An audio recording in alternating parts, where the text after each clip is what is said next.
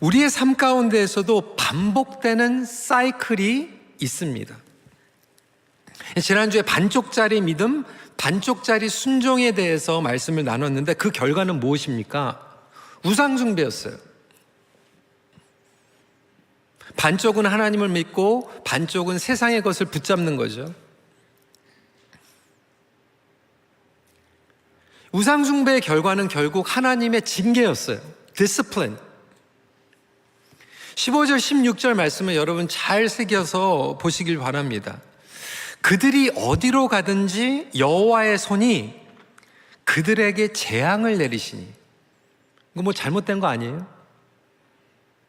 이전에는 그들이 어디 가든지 여호와의 손이 그들을 축복하시니라고 했는데 지금 보니까 그들이 지금 이방 족속 얘기하는 게 아니에요. 이스라엘 자손들이 어디를 가든지 재앙을 내리시니 곧 여호와께서 말씀하신 것과 같고 여호와께서 그들에게 맹세하신 것과 같아서 그들이 괴로움이 심하였더라. 여호와께서 사사들을 세우사 노략자의 손에서 그들을 구원하게 하셨으나.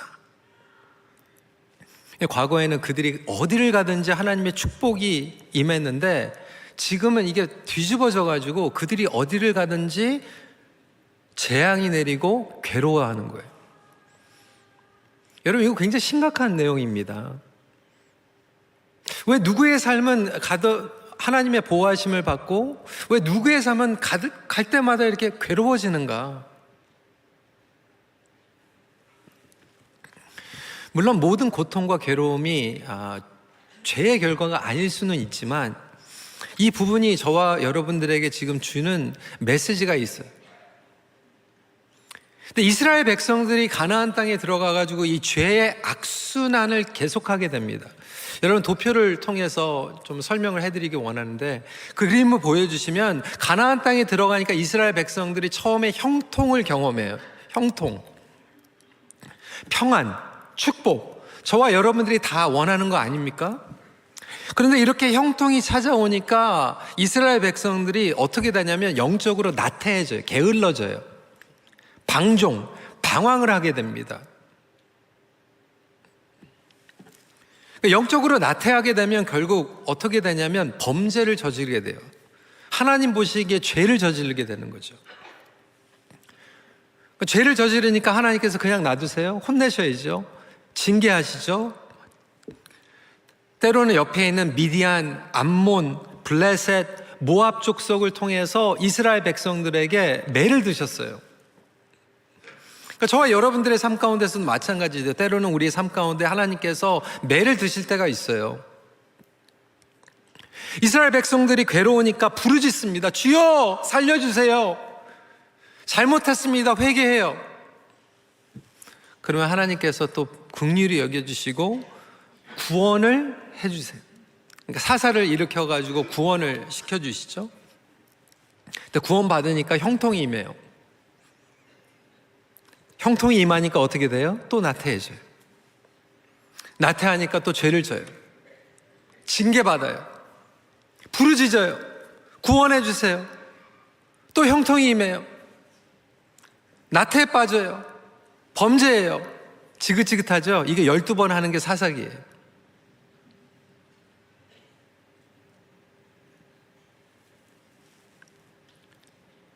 여러분, 이스라엘 백성들의 이 12번이 반복하고 있는 이 사이클 가운데에서 저와 여러분들에게 지금 지긋지긋한 것 같지만 보여주고 계시는 게 있는 거예요. 바로 저와 여러분들의 삶 가운데에서도 어떠한 사이클이 지금 작동하고 있다는 거예요. 여러분은 어떠한 사이클 가운데서 삶을 살아가고 계십니까? 어떤 분들은요, 이 문제가 찾아오면요, 걱정해요. 두려움이 찾아와요. 걱정하니까 뭐가 찾아와요? 스트레스가 오죠.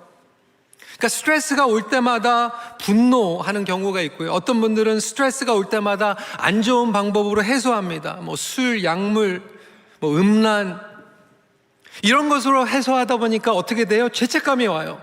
수치감이 들어요. 그 가운데에서 또 회개해요.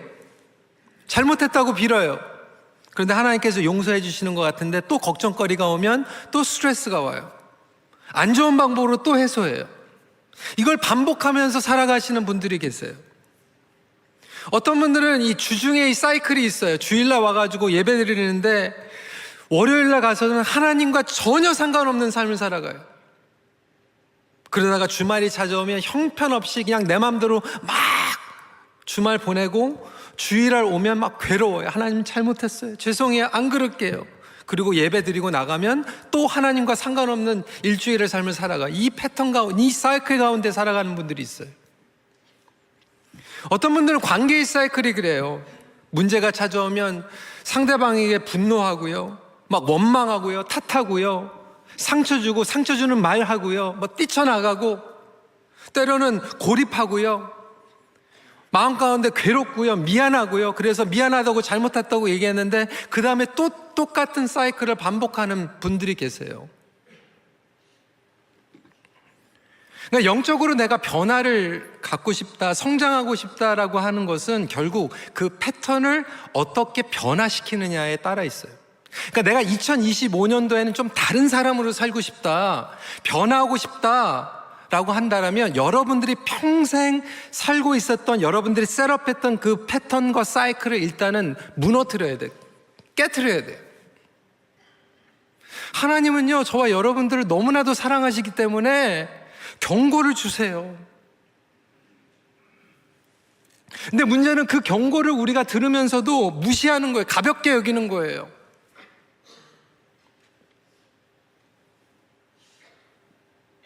지금도 하나님께서는 저와 여러분들에게 말씀하고 계세요. 주일 강단을 통해서 오늘도 이 사이클 얘기하면서 어떤 분들은 분명히 그 사이클에 대해서 보여주고 계세요. 반드시 깨야 된다고, 벗어나야 된다고. 큐티를 통해서, 사랑하는 사람들을 통해서 워닝을 주는 거예요. 근데 보니까 워닝을 듣는데 또 넘어가시네. 그리고 듣지 않고 있지는 않습니까? 하나님께서 저와 여러분들을 너무나도 사랑하시고 지금도 말씀하고 계신다라면 그것이 가장 귀한 축복의 기회인 줄 믿으시길 주님의 이름으로 부탁을 드립니다. 온전한 구원자가 내주하심으로 새로운 사이클을 만듭니다. 18절 말씀 보세요. 여호와께서 그들을 위하여 사사들을 세우실 때에는 그 사사와 함께 하셨고 그 사사가 사는 날 동안에는 여호와께서 그들을 대적의 손에서 구원하셨으니 이는 그들이 대적에게 압박과 괴롭게 함을 받아 슬피 부르짖음으로 여호와께서 뜻을 돌이키셨음이거늘. 그래서 하나님께서 이스라엘 백성들을 구원하시기 위해서 사사를 세우시는데 이 사사의 뜻이 뭐냐면 구원자예요. 구원자. 그래서 이 사사기 시대를 보면요, 구원자 아래에 있을 때는 평안이 찾아오고요, 그리고 우상 아래에 있을 때는 심판이 찾아와요. 근데 이스라엘 백성들이요, 이게 참 너무나도 확실하게 12번이나 구원자가 있을 때는 은혜가 있고 보호하심이 있고 우상 밑에 있을 때는 심판이 있고 괴로움이 있는데도 불구하고 이게 그 다음날만 가면 잊어버려요. 저와 여러분들이 지금 이러고 있다는 거예요. 왔다 갔다 하면서.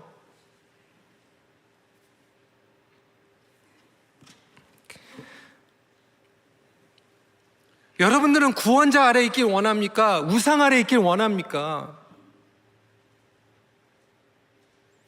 그러면서도 여전히 우리는 세상의 우상 아래 있길 원하잖아요. 그걸 통해서 개런티를 얻길 원하잖아요. 문제는 이 사사의 때가 사사기에는 임시적이었어요. 계속 바뀌죠. 그래서 하나님께서는 복음서를 통해서 저와 여러분들에게 굿뉴스가 뭐예요? 예수 그리스도가 영원한 사사로 우리에게 오신 줄 믿으시기 바랍니다. 영원한 구원자를 보내주셨어요. 예수님이 사사예요. 이 구약의 사사는 예수님의 예표예요. 그림자예요. 그래서 영원하게 온전하게 잠깐 왔다가 떠나는 사사가 아니라 우리에게 오셔서 우리 안에서 내주할 수 있는 예수 그리스도를 보내주셨다는 거예요. 구원이 뭐냐면 우리가 스스로 벗어날 수 없는 이 죄의 악순환과 사이클에서 예수님께서 저와 여러분들을 건져주신 거예요. 구원해 주신 거예요. 하나님께서 저와 여러분들에게 주시는 그 구원은 예수님을 우리에게 보내주실 뿐만 아니라 예수의 영을 부어주셔서 성령님께서 저와 여러분들 가운데에서 내주하고 다스리기 시작합니다. 그러면 다스리기 시작하기 때문에 그 능력을 맛보기 시작해요. 때로는 성령님께서 내주하고 계시기 때문에 하나님의 경고와 질책을 민감하게 받아들이기 시작해요. 죄를 졌는데 괴로워요. 마음이 찔리고 걸려요. 그 자체가 영적인 축복인 줄 믿으시기 바랍니다. 그리고 회개했더니 하나님께서 또 평안을 주세요. 그 맛을 보는 거예요. 하나님께서 성령님을 통하여서 우리에게 말씀하시고 설득하고 계세요.